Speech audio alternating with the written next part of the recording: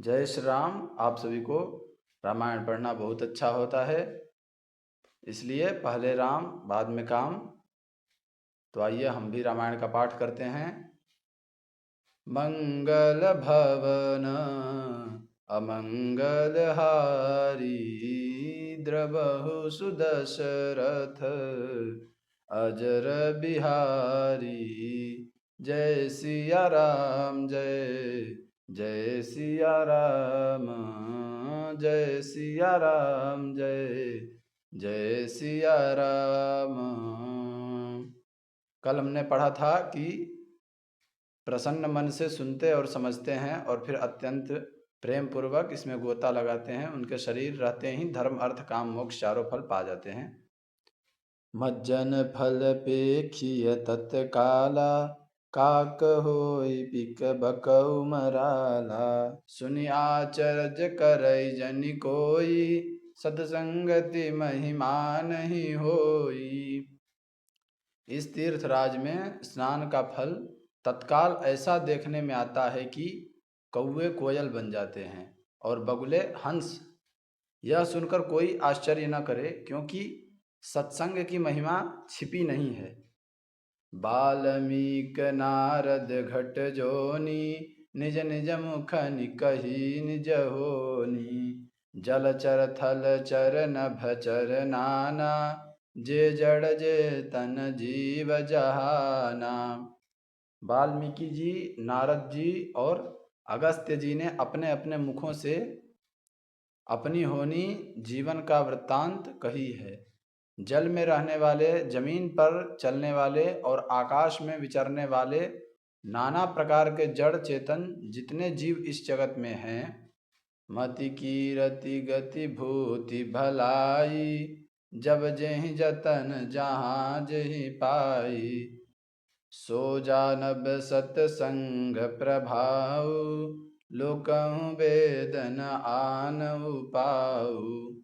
उनमें से जिसने जिस समय जहाँ भी कहीं भी जिस किसी यत्न से बुद्धि, कीर्ति, सद्गति, विभूति, ऐश्वर्य और भलाई पाई है, सो सब सत्संग का ही प्रभाव समझना चाहिए। वेदों में और लोक में इनकी प्राप्ति का दूसरा कोई उपाय नहीं है। बिनु सत्संग विवेक न होई, राम कृपा बिनु सुलभ न सोई। सतसंगत मुद मंगल मूला, सोई फल सिद्धि सब साधन फूला। सत्संग के बिना विवेक नहीं होता और श्री राम जी की कृपा के बिना वह सत्संग सहज में मिलता नहीं। सत्संगति आनंद और कल्याण की जड़ है। सत्संग की सिद्धि प्राप्ति ही फल है और सब साधन तो फूल है। सठ सुधरहि सतसंगति पाई, पारस परस कुधात सुहाई। विधि बस सुजन कुसंगत परहि, फनि मनि समनि जगुन अनुसरहि। दुष्ट भी सत्संगति पाकर सुधर जाते हैं। जैसे पारस के स्पर्श में, पारस एक मणि होता है, लोहा सुहावना हो जाता है। लोहा मतलब स्वर्ण का हो जाता है, सुंदर सोना बन जाता है। किंतु दैव योग से यदि कभी सज्जन कुसंगति में पड़ जाते हैं तो वे वहाँ भी सांप की मणि के समान अपने गुणों का ही अनुसरण करते हैं। अर्थात जिस प्रकार सांप का संसर्ग पाकर भी मणि उसके विष को ग्रहण नहीं करती तथा अपने सहज गुण प्रकाश को नहीं छोड़ती, उसी प्रकार साधु पुरुष दुष्टों के संग में रहकर भी दूसरों को प्रकाश ही देते हैं, दुष्टों का उन पर कोई प्रभाव नहीं पड़ता। विधि हरिहर कवि को विदबानी, कहत साधु महिमा सकुचानी। सो मोसन कही जात न कैसे, साक बनिक मनि गुण गण जैसे। ब्रह्मा, विष्णु, शिव, कवि और पंडितों की वाणी भी संत महिमा का वर्णन करने में सकुचाती है। वह मुझसे किस प्रकार नहीं कही जाती, जैसे साग तरकारी बेचने वाले के मणियों के गुण समूह नहीं कहे जा सकते। बंदं संत समान चिता, हित अनहित नहीं कोई, अंजलिगत शुभ सुमन जिमि, सम सुगंध कर दोई।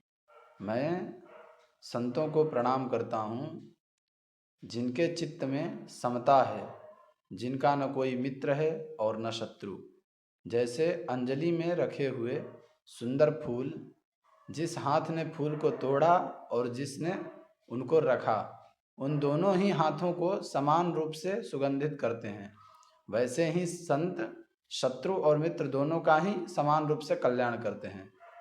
संत सरल चित जगत हित, जानि सुभाव सनेहु, बाल विनय सुनि करि कृपा, राम चरण रति देहु। संत सरल हृदय और जगत के हितकारी होते हैं। उनके ऐसे स्वभाव और स्नेह को जानकर मैं विनय करता हूँ। मेरी इस बाल विनय को सुनकर कृपा करके श्री राम जी के चरणों में मुझे प्रीति दें। ऐसा गोस्वामी तुलसीदास जी सब कह रहे हैं कि किसका क्या महिमा है और संत कैसे होते हैं। बहुरी बंदी खलगन सभिताए, जे बिनु काज दाहिने बाए, परहित हानि लाभ जिन केरे, उजरे हरस विषाद बसेरे। अब मैं सच्चे भाव से दुष्टों को प्रणाम करता हूँ। अब गोस्वामी जी कहते हैं कि मैं दुष्टों को, जो दुष्ट हैं उनको प्रणाम करता हूँ, जो बिना ही प्रयोजन, जो बिना मतलब के अपना हित करने वाले के भी प्रतिकूल आचरण करते हैं। दूसरों की हित की हानि ही जिनकी दृष्टि में लाभ है, जिनको दूसरों को उजाड़ने में हर्ष, हंसी आती हो और बसने में विषाद, क्रोध आता हो। हरिहर जस राकेश राहु से, पर अकाज भट सहस बाहु से, जे पर दोष लखहि सह साखी, परहित घृत जिनके मन माखी। जो हरि और हर के यश रूपी पूर्णिमा के चंद्रमा के लिए राहु के समान हैं, अर्थात जहाँ कहीं भगवान विष्णु या शंकर के यश का वर्णन होता है उसी में वे बाधा देते हैं, और दूसरों की बुराई करने में सहस्र बाहु के समान वीर हैं, जो दूसरों के दोषों का हजार आँखों से देखते हैं, और दूसरों के हित रूपी घी के लिए जिनका मन मक्खी के समान है, अर्थात जिस प्रकार मक्खी घी में गिरकर उसे खराब कर देती है और स्वयं भी मर जाती है, उसी प्रकार दुष्ट लोग दूसरों के बने बनाए काम को अपनी हानि करके भी बिगाड़ देते हैं।